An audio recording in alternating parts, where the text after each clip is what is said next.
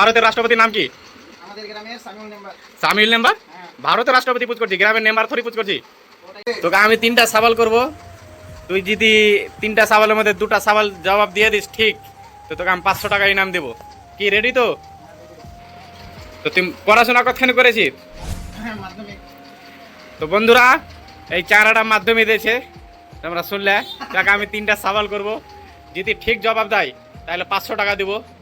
যেহেতু মাধ্যমিক দিয়েছে তো ওরকমই সওয়াল পুজ করবো। তো কহা, আমাদের ভারতের প্রধানমন্ত্রীর নাম কি? দুলাল প্রধান ফের কেটা রে? কৃষ্ণবাজারে। সেকেন্ড কোশ্চিন, কহা আমাদের ভারতের রাষ্ট্রপতির নাম কি? আমাদের গ্রামের সামিউল মেম্বার।